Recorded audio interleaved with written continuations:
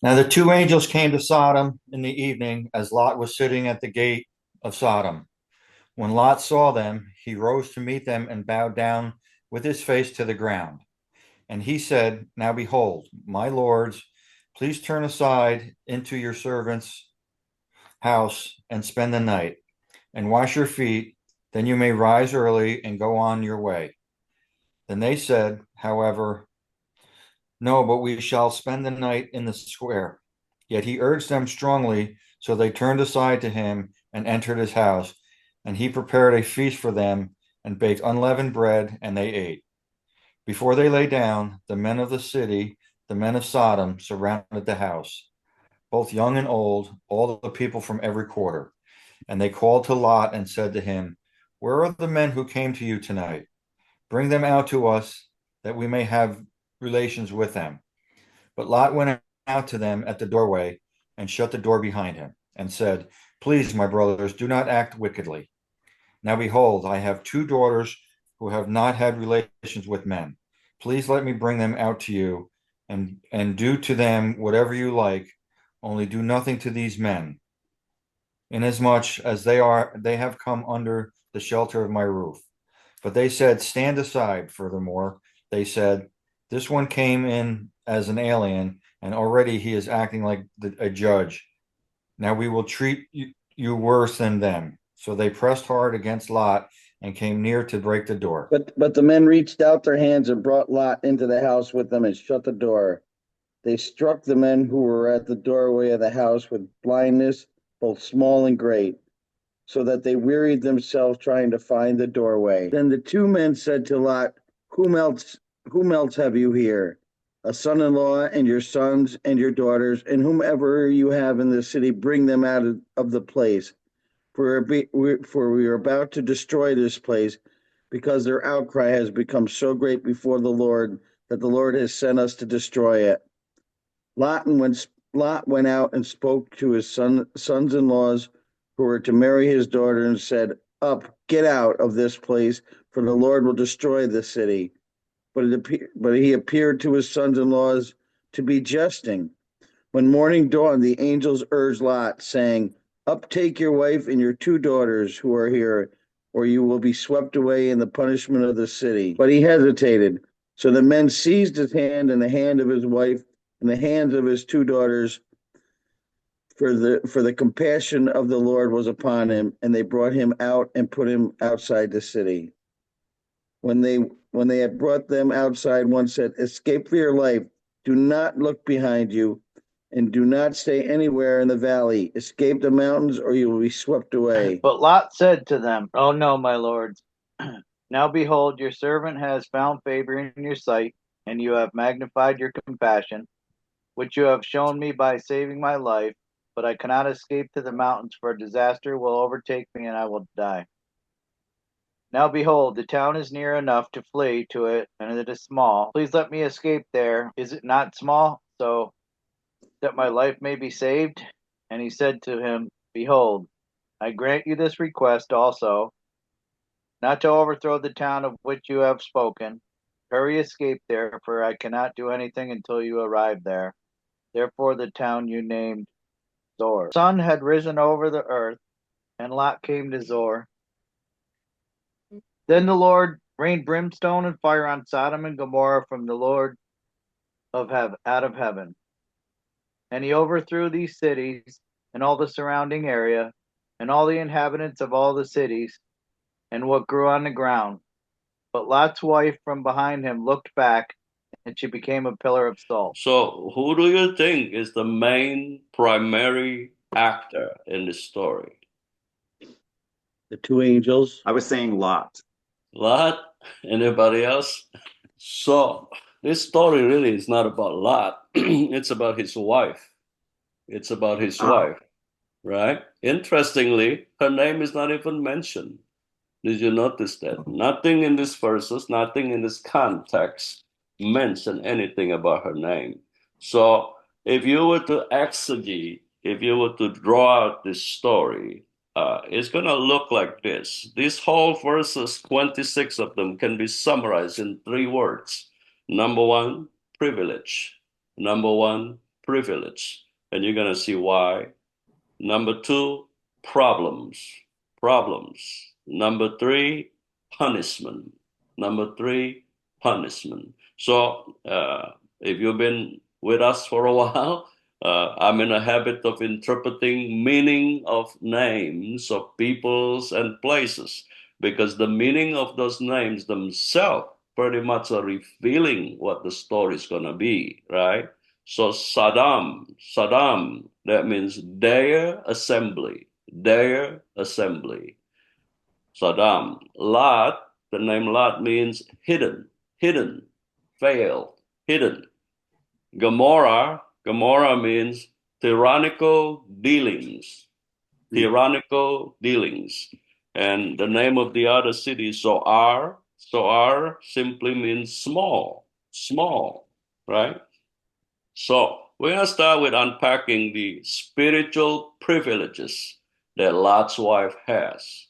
Notice right here in this story, number one, in her relationship to her husband, Lot, in her relationship to her uncle, right? Is Abraham not Lot's uncle? Yeah. Right? Wow. So part of her spiritual privileges in her relationship is she's married to a family that at this point, in this story, in this context, Abraham, that is the only family that's really worshiping the true God, that is really serving the true God. And she, in her relationship to her husband, Lot, she must have witnessed many, many times this man of faith, Abraham, how he lived out his faith, right? Notice right here in James chapter 2, verse 23, in James chapter 2, verse 23, Abraham is called the friend of God, the friend of God. So Lot's wife has witnessed a lot what faith is about, what the life of faith looks like through this man, Abraham, right? But at the same time, she also has witnessed the inconsistency of her own husband Lot, inconsistency of her own husband Lot. And you see in this story many examples of his inconsistency. Can you point out in this story, for example, a couple of the inconsistency of Lot's faith and Lot's walk as a believer in Yahweh? Yeah, when he told him to go to the mountains, and he said he couldn't go to the mountains. Wanted to go to the small town. Yes, that's one example at the end of the story. If you go back to verse 8, for example, right? When the people of the city were knocking on his doors. This is a very interesting statement by Lot right here. Tom? Offers up his daughters.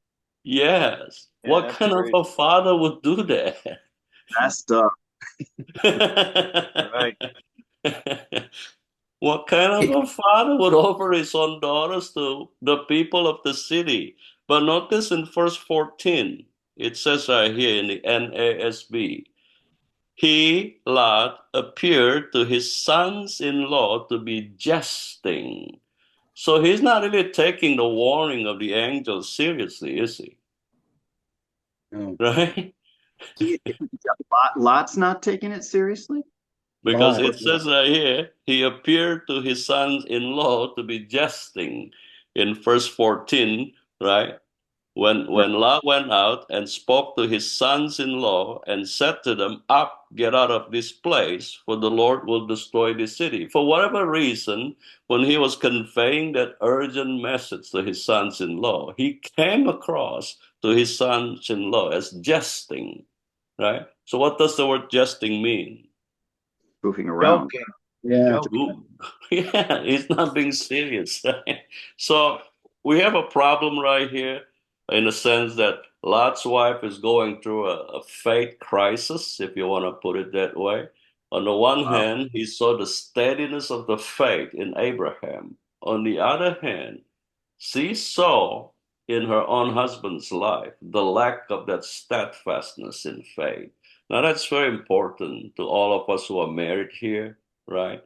We, as the husband, we are not to repeat Lot right here when it comes to his inconsistency, when it comes to his lack of leadership, when it comes to his questionable acts and character and behavior. If you go back to first Genesis chapter 13, for example, in verse 9 to 13, we can go there just to give an example from the Bible itself, why Lot is a man of character issue, if you want to put it that way. Genesis chapter 13, verse 9 to 13. Here is a hint, perhaps the first hint of the kind of character he is, Lot, as the nephew to Abraham. Verse 9 to 13, chapter 13. Is not the whole land before you? Please separate from me. If to the left, then I will go to the right, or if to the right, then I will go to the left. Lot lifted up his eyes and saw all the valley of the Jordan, that it was well watered everywhere. This was before the Lord destroyed Sodom and Gomorrah, like the garden of the Lord, like the land of Egypt, as you go to Zoar. So Lot chose for himself all the valley of the Jordan, and Lot journeyed eastward. Thus they separated from each other. Abram settled in the land of Canaan, while Lot settled in the cities of the valley and moved his tents as far as Sodom. Now the men of Sodom were wicked exceedingly and sinners against the Lord. So what, Right 16 you there. said? Okay. No, that's good. Thank you, Stephen. So right there, we have a first glimpse into Lot's mind, into Lot's heart, right? It is unknown during this time in this culture for the younger one, like Lot, a nephew, to be given the opportunity to choose when it comes to land. It usually goes this way. The older, if not the oldest, has the first choice. In this case, what is spotlighted right here is the character of Abraham versus the character of Lot. So Abraham was being the man of faith, being the leader that he ought to be, that he should be. So he's giving Lot the opportunity to choose first. And notice what Lot did right here. By his own choice, in verse 12, move his tents as far as Sodom, right? Now that's very important. Why? Because the succeeding verse tells you and I what kind of city is he moving himself to. It says right here, the men of Sodom were wicked exceedingly and sinners against the Lord. So right here we have a first glimpse of his character. So now, if you put yourself in his wife's shoes, living every day with Lot, and then encountering his uncle, right, Abraham, notice right here, put yourself in her shoes, the kind of challenges he's facing. On the one hand, he saw a man of faith, Abraham. On the other hand, he saw a man who lacked of faith, who caught up into the world, if you want to put it that way, right? So that's the first part of her privilege in her relationship to these two men. This is going to become crucial toward the end of the story. As it says right there, she looked back. She looked back, and God somehow, somewhere turned her into a pillar of salt, into a pillar of salt.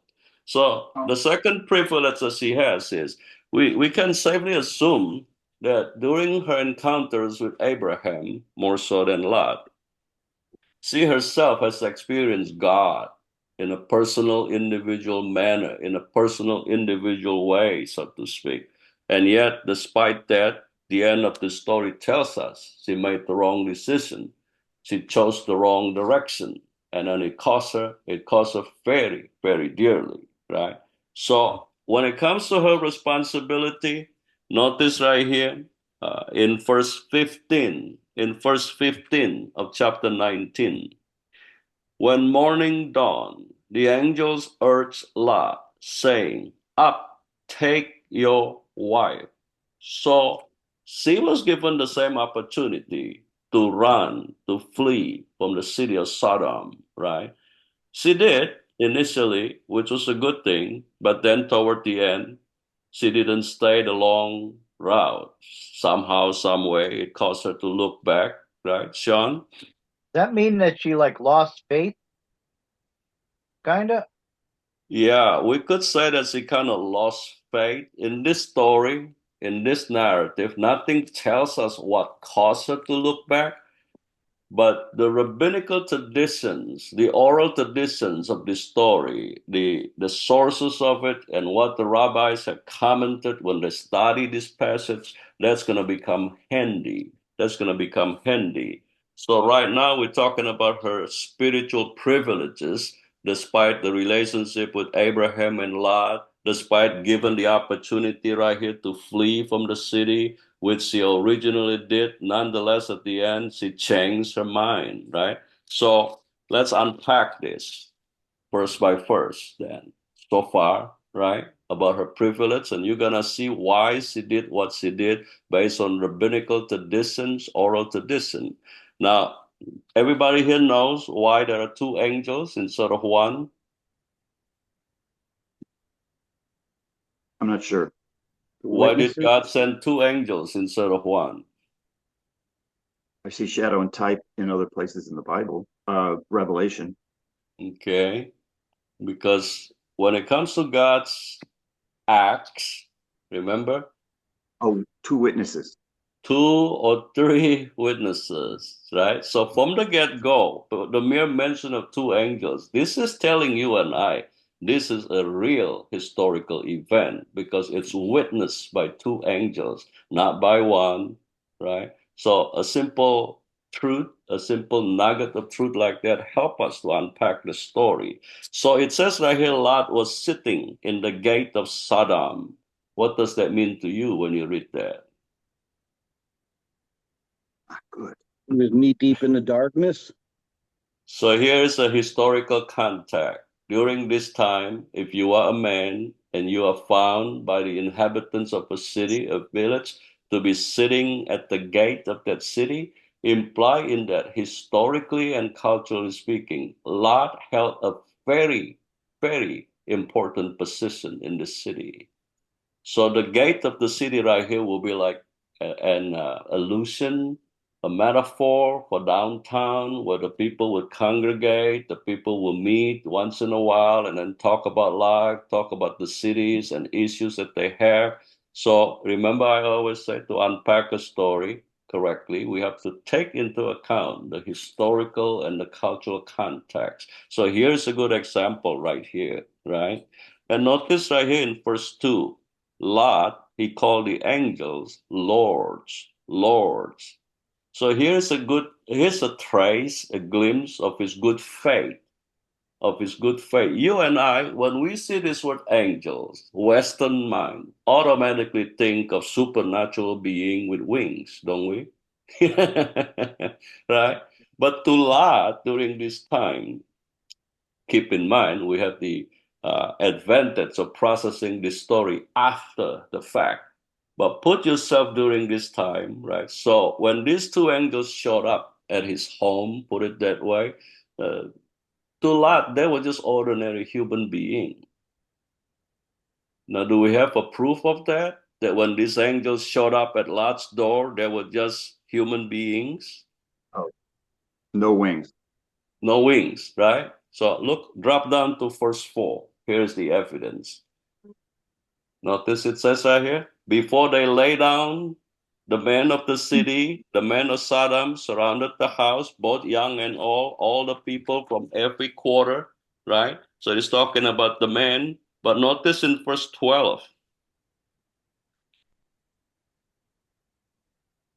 did you catch that? Yeah. Then the two men,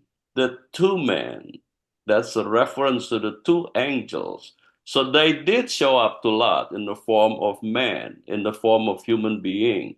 That's my point right there. You and I processing this story with a Western mind, we automatically interpret this word angels as supernatural beings with wings. When in this reality, in this story, originally, when they showed up as men, but notice the respect God gave them. He called them lords. In Hebrew, that's Adonai. Adonai means master.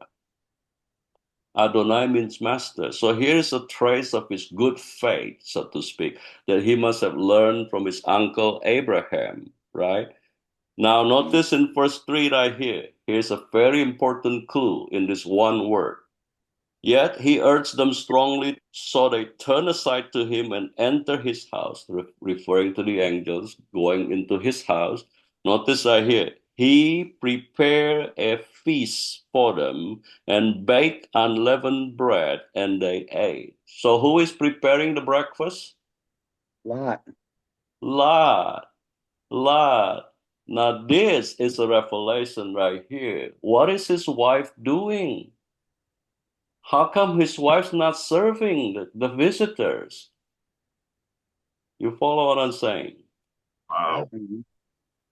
Yeah, right? men didn't do that back then, did they, Men Monk? did not do that. So right here is a revelation of what's going on in that family, in that household. There is a dissension, there is a strife there. So that makes me think, because again with verse 12, that Lot's wife is in the city. She's not at the house. Because in 12 he says, whomever you have here, a son-in-law, your sons, your daughters, and whoever you else have in the city. So he doesn't mention his wife as being in the house. He leads to me to she's in the city, go get her.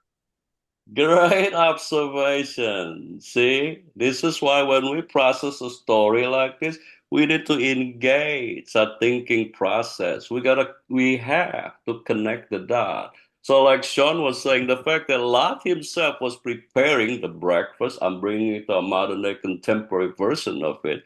The fact that his wife is not even in that house, what is he doing? Where is she? Texting? Texting? Probably So, shopping. shopping? She's probably participating with the city, involved with the city. There it is. Now, Stephen Facebook. is onto something there, right? So the rabbinical tradition, the oral tradition tells me that when Lot was preparing this unleavened bread, how many here have made bread on your own? Made Oh, bread? any I've No. bread. made it before, Yeah. yeah. So does it require salt? Yeah. Yeah. Yep. That's very important revelation right there. So notice right here, Lot was preparing a feast. Don't get hung up on the word unleavened bread. Focus on the word feast. What does the word feast mean? A Plenty. banquet. Yeah. Plenty, a banquet. So there are other things he's preparing for these two guests of him, but his wife is not there. Why? Because rabbinical tradition, oral tradition tells me that they ran out of salt. They ran out of salt. And Lot's wife was going from house to house in that city looking for salt. And in the process of looking for salt, she told the people, my husband opened the door of our home to strangers. Why is that important? Because Sodom and Gomorrah were known to be cities where if you are visiting a visitor or a stranger, they have this law, if you want to put it that way, don't serve them. I thought it was the opposite. The opposite is the culture during this time is hospitable culture. But when it comes to these two cities, Sodom and Gomorrah, they did not believe in hospitality.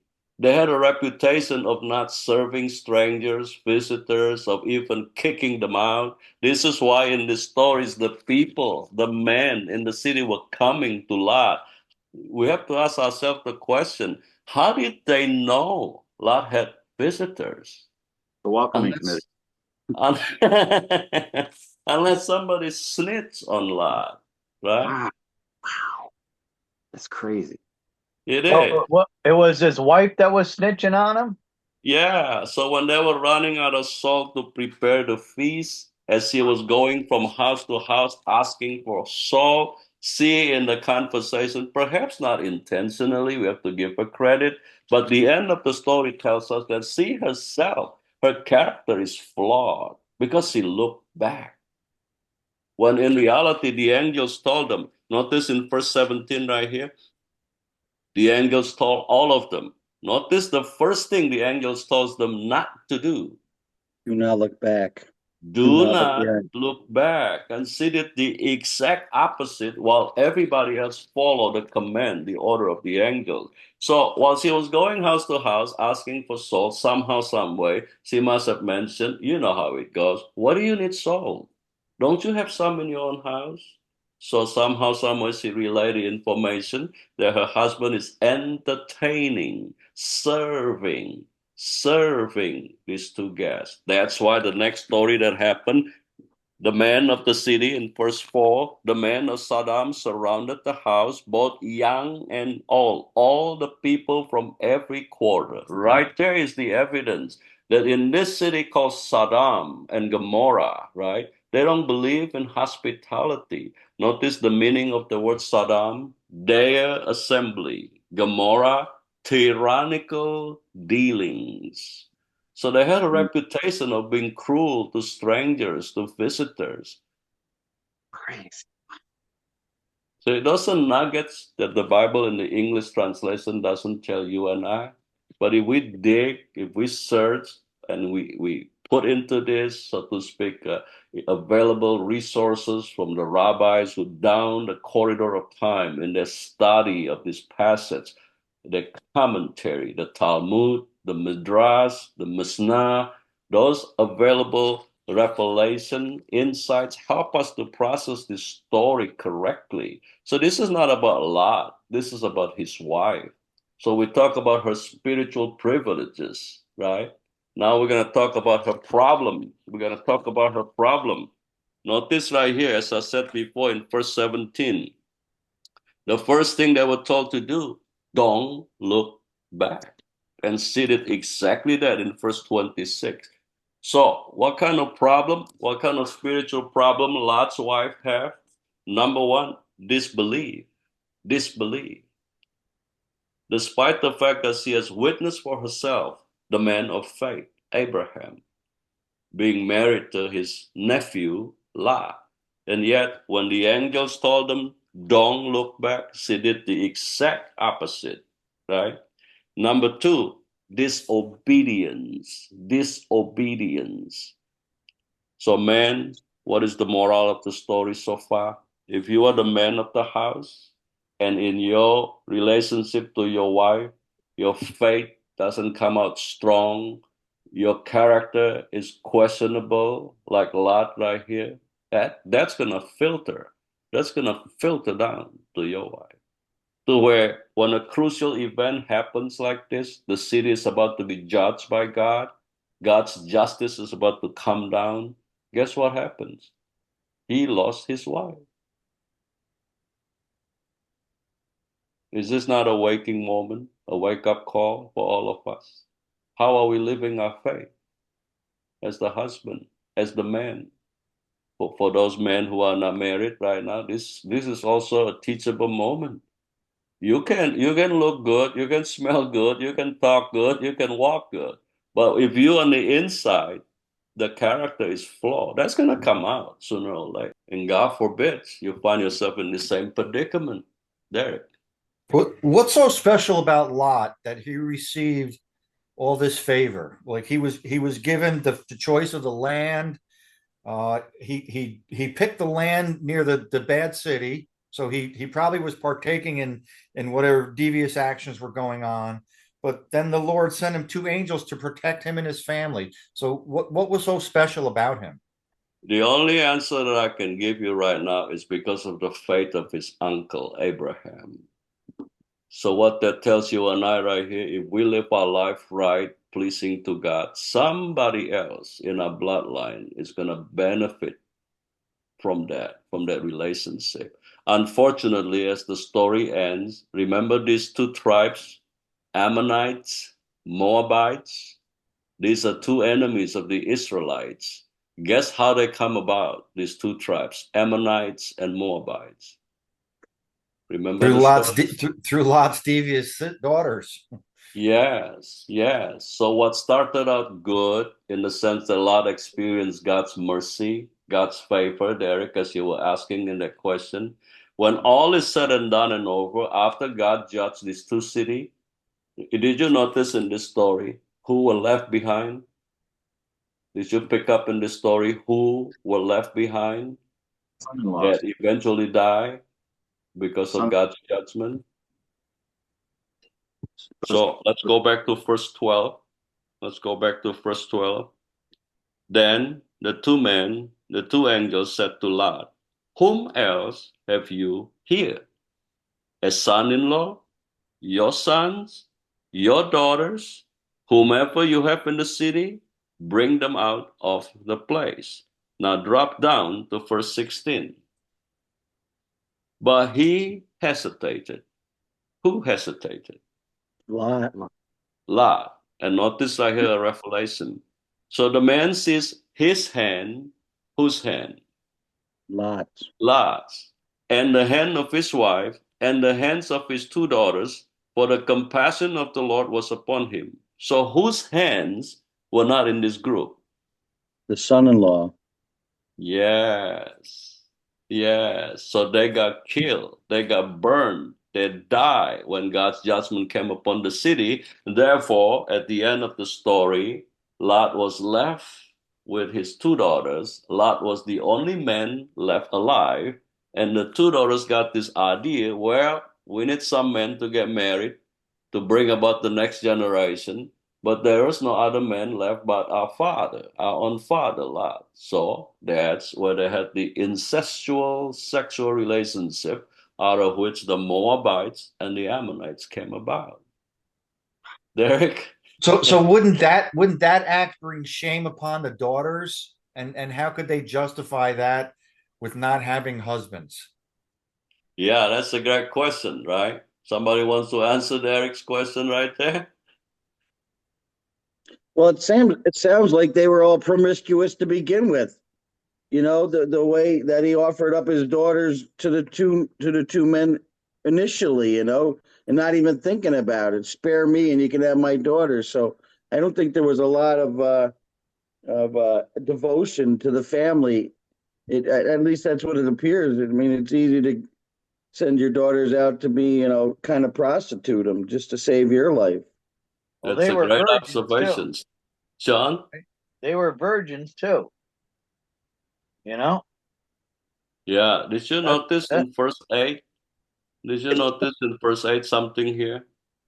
When Lot was talking to the people, he said, I have two daughters who have not had relations with men. Please let me bring them out to you. Do to them whatever you like, only do nothing to this man. Nothing in this story tells you and I that the daughters objected, right? right? Is there well, they any might hint? not have even had a choice anyway, right? Yeah, during this time in this culture, the father is considered to be the ruler of the household. So, in that regard, they didn't really have any choice, if you want to put it that way, right? But, Sean, So they it okay. So in the beginning of the story, the two men were called angels, and he called them my lords. But we also determined they were men, so they must have had such a importance about them that he figured he better do anything for them, right? well, the reason he entertained the two men, the two angels in disguise as men, is because it is expected in this culture, hospitality. You are expected to be hospitable to guests, except for these two cities, Sodom and Gomorrah. Hence, this story of Sodom and Gomorrah. These stories have been interpreted conventionally when it comes to God's judgment because of this line right here. Where are the men in verse 5? Where are the men who come to you tonight? Bring them out to us that we may have relations with them. And because of that, this story has been interpreted when it comes to God's judgment as a city of homosexuals, right? Yeah, Is it's this not? pretty crazy. Yeah. But as you're going to see right here, if not already by now, this is the reason God judged the city of Sodom and Gomorrah. It's not so much for the homosexuality lifestyle, but because these people in this city, they did not live according to the norm of the culture. They were not hospitable at all to strangers, to visitors. And God is using this example in this story to teach you and I the importance of hospitable, being hospitable. Did not the Bible say elsewhere, for you know not that you would entertain an angel, Wow. right? So suppose you find yourself in a bind and somebody showed up out of nowhere. It may look to you as an ordinary human being. But after today, after we unpack this story, hopefully your faith rises up in you and convinces you what seems to be a man, what seems to be a woman, what seems to be a child, maybe angel in disguise. Remember, elsewhere Bible also teaches you and I, when the day comes, you and I will judge The angels. angels. Angels. You see, a story like this, we read it many, many times, but we don't process it from the bigger context of the truth and the doctrines and the theology about angels, right? So, Derek, I hope that question is answered. No? Yes.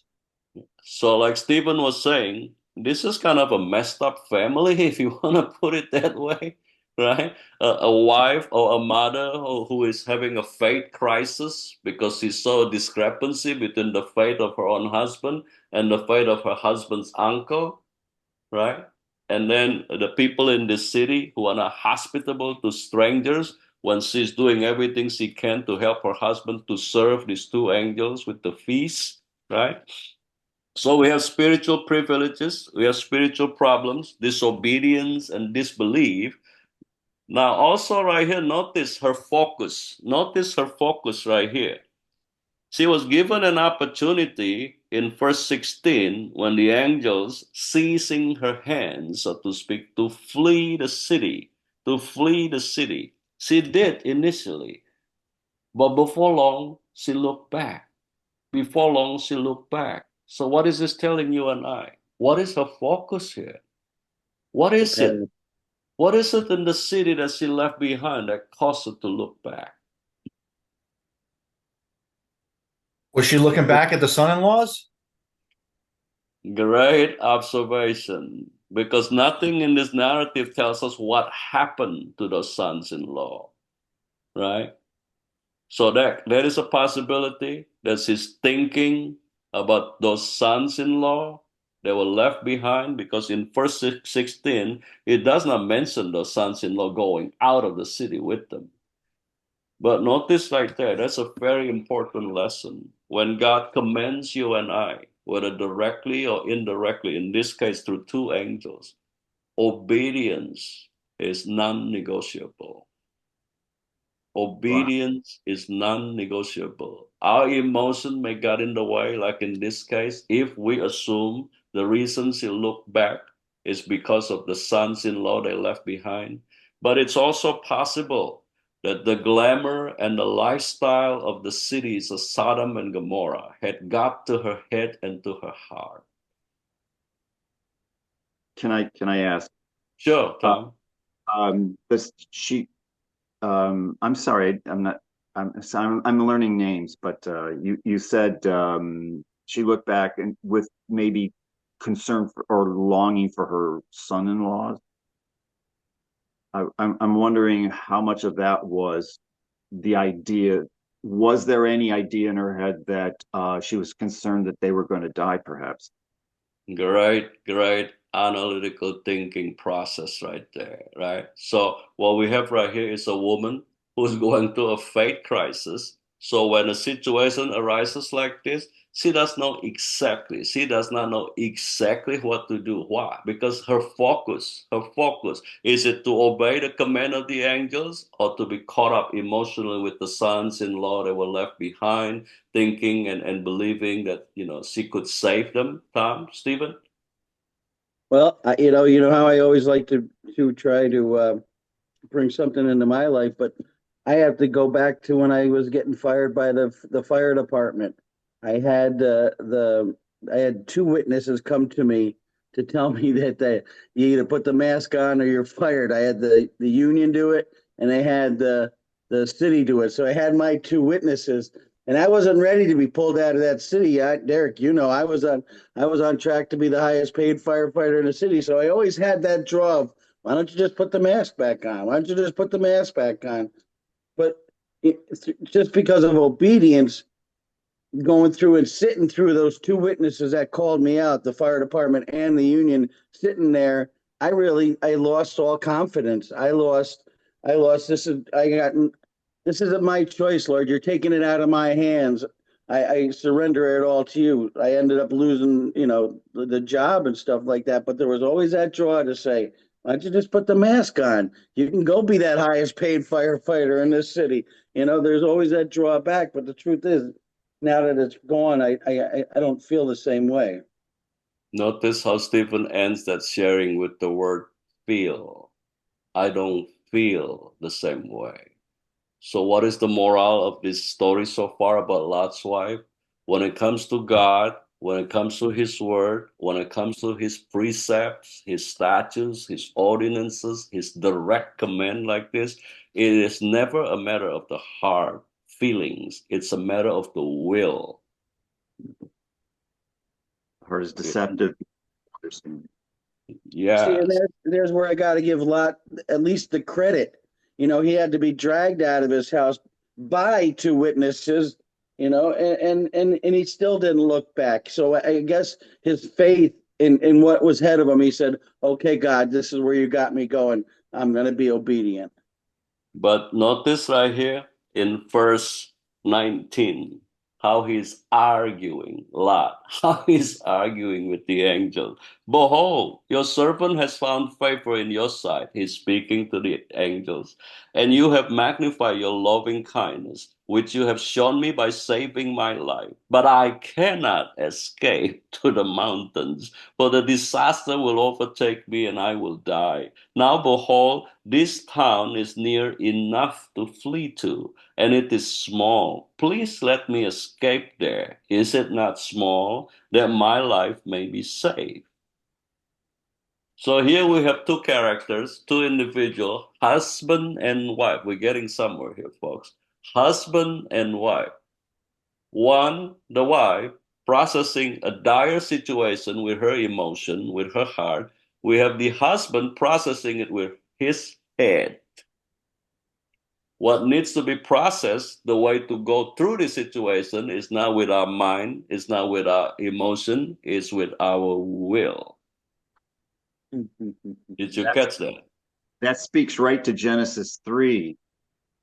And my wife and I have been sharpening iron over that, the curses of Adam and Eve, Mm-hmm. and why they're wired differently, and why it's the man who speaks with authority in the church and not the woman. She is to be quiet and submit.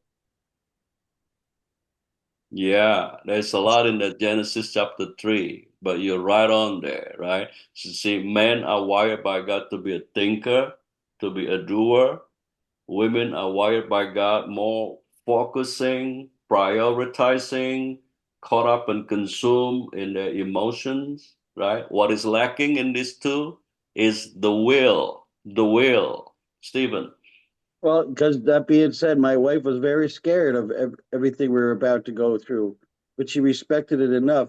However, knowing that I was leaving the fire department, she almost had me joining the bricklayers union because of her fear out of the gate. You know what I'm saying? Well, the bricklayers make good money. Maybe you could do that.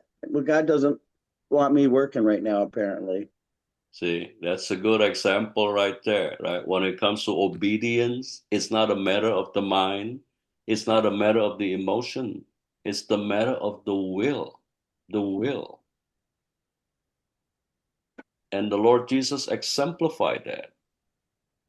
He, in the Garden of Gethsemane, at that crucial moment, he said, what? Yet not Not my my will, but will, yours be but done. your will be done. And Tom? anybody who loves their family more than me is not worthy. That's what Jesus said, right? See, he notice that this is the one truth about the coming of the Lord Jesus Christ, the first time that a lot of Christians miss. They think that Jesus came the first time to bring peace. No, he said it himself. I did not come to bring peace. I come to bring a division. In what regard? You gotta choose for me or against me, with me or without me. Is this not true in our own personal family lives? Pattern is prophecy. Right? So when it comes to God's word, like what we're unpacking right now, particularly God's command, alluded to in the command by the angels to flee the city, it's not a matter of how you process it with your head like Lot arguing. Let me go to this town called Soar. Or like his wife, processing with her heart, being caring and concerning about the sons-in-law left behind, and the glamour of the life and the lifestyle and the city that she couldn't shake off from her memory. That's very powerful right there, right? So we talk about her spiritual privileges, we talk about her spiritual problem. Now we're going to talk about her punishment. Her punishment. Not this right here when it comes to her punishment. Verse 26, but this is a bad but. This is not a good but. Things got real bad right here. His wife from behind him, that's very revealing right there. We'll talk about that in a minute. Look back, and she became a pillar of salt. The punishment is sudden. The punishment is serious. The punishment is swift. The punishment is settled. She has no waking moment to change her mind. Tom? She got what she was looking for. Salted with the neighbors. And sudden onset hypernatremia. You're onto something right there. You're onto something. Put it another way, Tom. When it comes to this biblical God, the punishment always fits the crime. Wow. When it comes to this biblical God, the punishment always fits the crime. In this narrative, they ran out of Saul, out of the goodness of her heart, perhaps being told by Lot. She went to the neighbors, house to house, asking, looking for Saul. And then when the angel said, go, don't look back, she disobeyed. She doubted the command of the angel for whatever reason. Notice right here, God turned her into a pillar of salt. The punishment always fits the crime. By the way, rabbinical tradition tells me the name of his wife is Adit. Adit, A-D-I-T. Some version call her Adu, A-D-D-O. The meaning of her name, to make a fuss, Wow. to make something out of nothing. That's exactly what she did right here. But notice, as I said before, in verse 26, his wife from behind him. Notice that one word, from. That's very important. Is your wife following you the way that she should? Well, I mean, it gives you the view that they weren't really standing together to begin with. From behind him, she wasn't even standing next to him, so you knew that right there. It says you pretty much they're not on the same page. Great observation. Because when we go to Ephesians chapter 5, verse 21 to verse 33, when Paul lays out the roles and the responsibility of the husband and the wife, notice what Paul teaches. Wives, be submissive to your husband. That word submissive right there is a military term. In what way and what does it mean? When a commander in the military tells the cadet to line up, submissive in that case means every one of those cadets must stand, must line up the way that they've been taught and trained. That's the idea behind the word submissive. So in this case, she's not next to her husband, standing, running, but she's behind her husband. Tom? You might notice I've been fixated on Genesis 3, and she will desire her husband. Of course, every Roman Catholic guy is nudging his wife in the pew. um, but she will she wants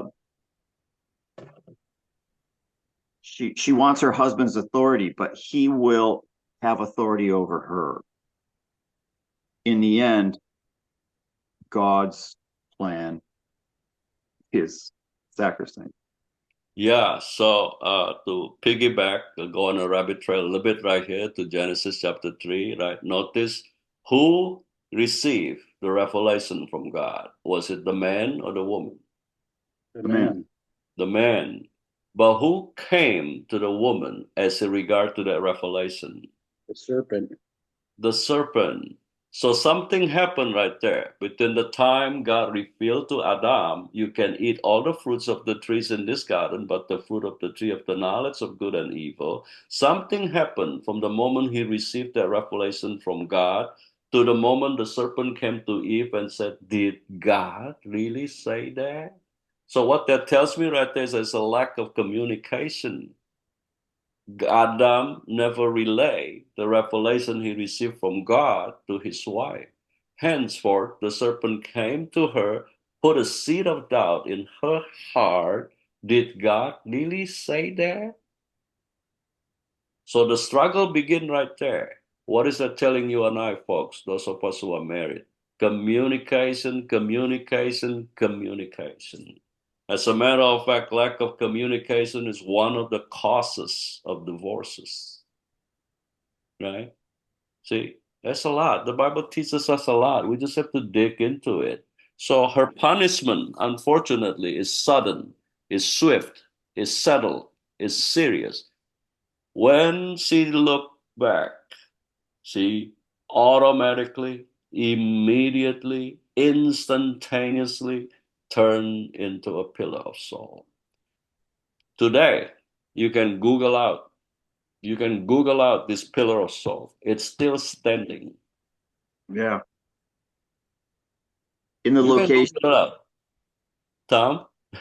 in the actual geographical location of Sodom and Gomorrah, which was discovered by Ron White. Yeah. See, I, I, something. I was curious if anybody ever has seen those actual brimstone. You can buy them on eBay. There you go. maybe we need to do that just to remind ourselves the moral of the story. Derek? So because her punishment was so severe and instantaneously because of her disobedience, why is she never referenced again in the Bible about not following God's law or God's rule?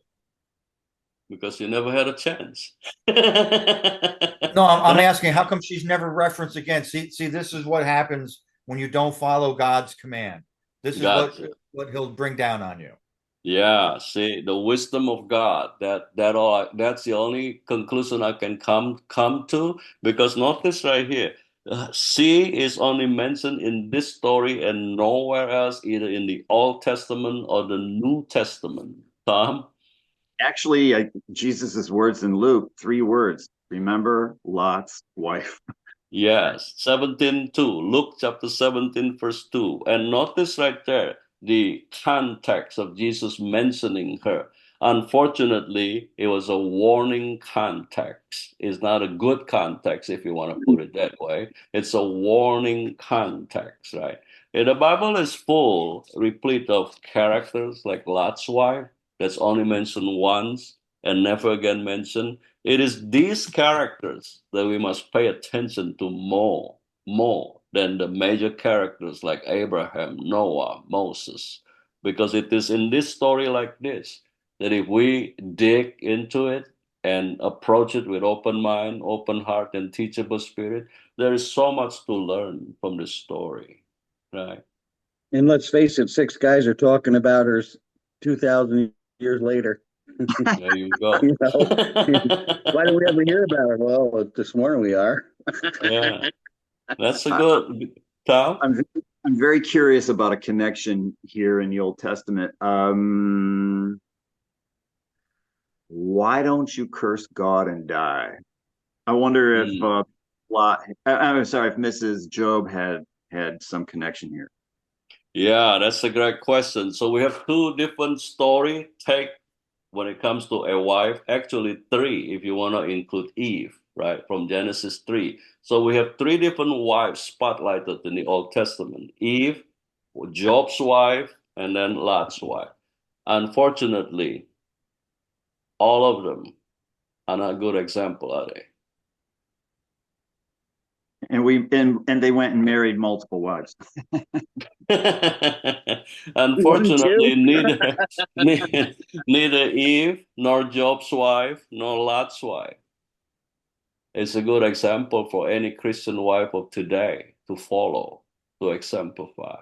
Why is that? Well, if you look at Genesis 3, as we just touched a little bit right there, lack of communication. And we look at right here, the story right here. Again, there's some dysfunctional happening in this family. For a father to be offering his own daughters, for a wife to be going around looking for salt, and in the process revealing to the neighbors, to the inhabitants of the city, something that she shouldn't have to, given the reputation of the city not being hospitable. And then when it comes to Job's wife, notice right there in that story, Tom, when it comes to Job's wife, when Satan had exhausted all of his tools, all of his means, then he got to his wife, Job's wife. And he goes after the kids too. Right? See, that's very important. You and I, as the husband, the Christian husband, watch over our wife, guard our wife, communicate with our wife. Let it be that it says in verse 26 right here, his wife from behind him. Let it be that that same phrase is never uttered out of our mouth regarding our wife. Let it be that our wives are always alongside us, alongside us. So this is why when I upload this on YouTube, it's gonna be titled "Remembering Lot's Wife." Wow. Remembering Lot's wife. Stephen. And let's face it, from Genesis 3, the woman was cursed to be the to want to be the stronger one. So right out of the gate, the first wife was challenging her husband. What's it mean? And God says, well, because of your disobedience, you're gonna carry that all your life. I'm gonna give you woman's lib the rest of your life. Is that not why perhaps the great apostle Paul in his teaching in Ephesians 5:21 to 33, he specifically put it right there. Wives, submit to your husband. Remember, Paul was a Pharisee. Paul is well versed when it comes to the Torah, the first 5 books of the Old Testament. Maybe he had Genesis 3 in his mind when he penned down that role and responsibility for husband and wife, right?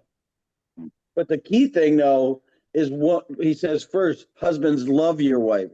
Husbands, love your wives. I get if it's the reality of that is the cornerstone of my relationship, then the respect should be there. But we live in America, and my wife does challenge me. Not where it's debilitating, but on a regular basis, I'm challenged on things. But We should be. if I love her and I can swallow those moments and get through those moments, um, how much more respect is she going to give me? Yeah, we should be, right? We should exemplify when it comes to leadership, Tom. This is where, just to add on in that verse is that as Jesus loved his church. Yes, yes. We talk See, about this in Ephesians, that word, that word, just as, in accordance to, in the same way. Sean? I don't know what made me think of this, but when we, for the second time, read, "But Lot's wife from behind him looked back and she became a pillar of salt," I thought about the fact that what happens if she had been a few steps ahead of him and looked back and looked past him, she may have caused him to turn around too, and it would have been the same situation as happened in the Garden of Eden, right? She would have Great kind of observation. contributed. She would have kind of contributed to his, demise as well. You know what I mean? That's a great commentary and observation on your part, right? So what does that tell you and I? That tells you and I Romans 8:28. Even in a situation like this where a life is lost, a wife is lost, a mother is lost, a future, if not already mother-in-law is lost. But notice this story, you and I are unpacking it today after it's written thousands of years. And the application of this story is very, very relevant in the context of a marriage, in the context of a family, in the context of a community. Remember, I might mention of her going door to door looking for salt, and in the process revealing to those neighbors that her husband is opening the door of their home. Is that not applicable to our wives today? Right? My wife just said, "Why don't you put the mask on?" But she was respectful enough to walk through it with me in the same fear. But on the other side of that, God allowed, because of my retirement, allowed her to retire too. So she actually got the blessing that she wanted to stand against. Not that she wanted to stand against. If she had her way, and wasn't respectful to me, I would have still been working. Yeah. So to summarize this story this morning, right? Number one, don't be like Lot, wishy-washy, inconsistent, questionable leadership, right? That's truth number one. Truth number two, when God is challenging you, whether with a command, directly or indirectly, or here's a better one, a more serious one, or with a conviction, command and conviction. We all can, so to speak, muster up enough willpower and resolve to obey God's command. But when it comes to conviction from the Holy Spirit, it's not a matter of the mind, it's not a matter of the heart, it's a matter of the will. How many of us here are finding it challenging to say to our own wife, I'm sorry, especially if we blew it? Tom. Yeah, you can see why is the world burning down, and you see, all we have been hit with is male toxicity. Let me, I have fun with this one, and I picture woman standing there and saying, "We've watched you men make fools of yourselves for thousands of years. Well, now it's our turn." See, the Bible is applicable, That's despite the fact it's written thousands of years ago, right? So the challenge for you and I today, when it comes to remembering Lot's wife, is not so much to remember her downfall and demise, is to remember her husband, Lot. What kind of a man was he? What kind of a husband was he? What kind of a father was he? What kind of a leader was he? See, God has Not a a good plan for him, Sean. sorry, not a very good one if he's about to give up his daughters. And not Yeah, only that, he wasn't going to fight for his daughters, and his son-in-laws that were their future son-in-laws weren't going to fight for them either, obviously. So, you know, see, if you process this narrative from the bigger context, if you go a couple verses back in the prior chapter, notice what led to this story. Abraham was dealing, if you want to put it that way, with God. God already made up his mind. He's going to judge Sodom and Gomorrah. So enter into the judgment, Abraham, dealing with God. Notice the story. He said, if there were 50 righteous men, would you spare Sodom and Gomorrah? And the number goes down from 50 to 40 to 30 to 20 to 10. So having unpacked this story, how many individuals were in this story? Lot, his wife, their two daughters, let's just assume, right, for the sake of discussion right here, the 2 sons-in-law. So 6 people.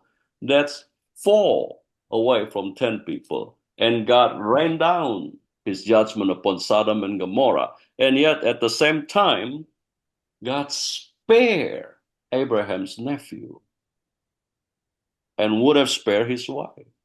But notice right here in beginning with verse 19, 20, 21. God has a big plan for Lot. That's evidence with him saving Lot out of Sodom and Gomorrah, despite the fact there were not 10 righteous people in the city. And yet he chose something small, a city whose meaning, Zoar, means small. If there's anything we take from today's unpacking of this story, never settle for something small. God has something bigger for you. Right? Sean? So I don't know if it says prior to this or not. I was scanning it a little bit, but does it say why was it that Abraham appealed for Sodom like he did? Was it because Lot was there, or what was his exact reason, knowing that they were a corrupt city? What was his reason for appealing about? Yeah, great question, right? Why was Abraham dealing with God to save and to spare Sodom and Gomorrah? Was it because of uh, his nephew Lot? It cannot be just because of his nephew living there, right? See, that's a different teaching right there to unpack when it comes to Abraham's dealing with God to save Sodom and Gomorrah. Here is the big picture, Sean. The word and the name Lot means veiled or hidden. And notice we talk about the fact, an example in chapter 13, how Lot was given the opportunity to choose the land when during this culture, during this time, he was the older one that should have been given the first choice to choose when it comes to allotment for that matter, right? Did you notice something? From the moment God made a prophecy to Abraham about the birth of a son, the fulfillment of that prophecy did not begin to take place until Lot is taken out of his life. That's why his name means hidden, veil, because Lot was a stumbling block to Abraham's. Lot was a stumbling block to God's fulfillment of his promise and prophecy to Abraham to have a son. Tom? There is a hidden shadow and type of the pre-tribulational rapture, hidden, snatched out of. Yes. Yes. Did everybody get what Tom was sharing right there? Pre-tribulational rapture. So the word rapture right there is a reference to the church, the believers being caught up in the air when the Lord Jesus comes at the sound of a trumpet. The word pre-tribulation basically means the church will be raptured before the 7-year tribulation takes place. Right? See, in our lives, here's another nugget, spiritual truth from this narrative that we just unpacked. In our life, there are some people that are going to be lots. They are going to be a stumbling block to God's fulfillment of his plan and purpose. And until those individuals, those lots are removed, the fulfillment of those plan and purpose from God to us will not be realized. This is why in the case of this story, although Abraham deal with God to spare and to save Sodom and Gomorrah, in the end, Abraham could only stand aside. Notice here in verse 27, after all is said and done and over with. Now Abraham arose early in the morning and went to the place where he had stood before the Lord. He looked down toward Sodom and Gomorrah and toward the land of the valley, and he saw and behold, the smoke of the land ascended like the smoke of a furnace. He could only stand aside, let God's judgment play out the way God had told him before he even argued to save and to spare Sodom and Gomorrah. It's almost spiritually what God's calling us now, pre-tribulation rapture. That he's calling us out in a spiritual sense. There's so much chaos going on in the world, and it's so easy for us to join into that. And I look at at the Trump thing. I believe that, looking at the first bullet, just missing him, that God's already got his hand on him. God has already pulled him out of Sodom and Gomorrah, or at least spiritually, and actually not even pulled him out, shook him enough where he said, well, I had a come to Jesus moment. We all gonna have to come to that Jesus moment sooner or later. Hopefully, none of us end up to be another pillar of salt. But there's where I say I think God is we're already in motion in that. I think as called out brothers right now, we're already in that motion, and it's only our job to sustain it. That's our hand. That's our part of the covenant, holding up our part of the covenant to sustain it. Stop. I plead with very close dear ones that, yeah, you can get to heaven, but don't lose your head and show up in chapter 6 of Revelation under the altar. Convinced. I hear pillars in the mainstream evangelical talk about, man, they always fall back into the believe, and everybody's going, and it's like, God, Matthew 7:21, come on, it can't. Yes. Many will say in those days, Lord, Lord, in your name we heal the sick, we cast the demon, we raise the dead. But he will say to them, depart from me, for I never knew you.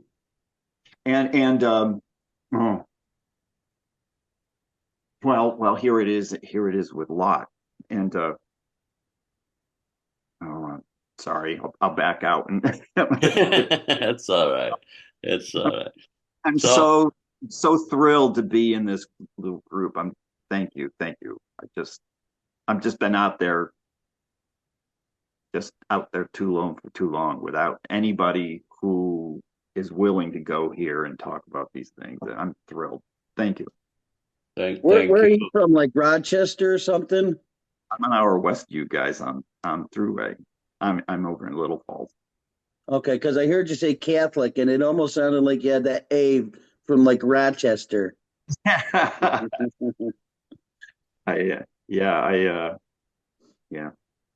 So, I was 45 years Roman Catholic. We were all Roman. Oh, really? John? I was just thinking the one thing I don't know, probably one of the first things you ever taught me that's stuck with me was when it says, so it came about, that means at God's appointed time.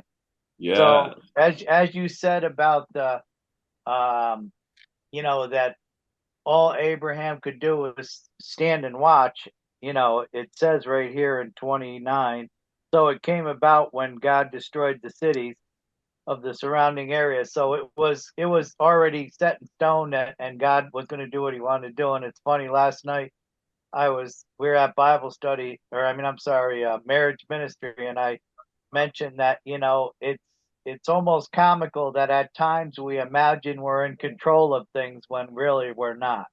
I mean, we can get up and go to work and do those things, but God's plan is going to come to fruition with or without our help. You know what I mean? Yes. And it behooves us to cooperate with God. Yeah. Right? Father, we thank you for this opportunity to dig deeper into this familiar and famous narrative. Help us to see, Father, the message that you want us to live out today as the husband, as the father, as the nephew, that we don't repeat Lot's mistake. But above all else, help us. Help us to be the husband to our wives in such a way that our wives will not have to go through what Lot's wife went through in this narrative. Grace us to be able to live out their role and responsibility despite the facts and the reality of living under the same roof, 724. We ask this in Jesus' name, to your glory, honor, and praise, by your Spirit. Amen. Amen. Amen.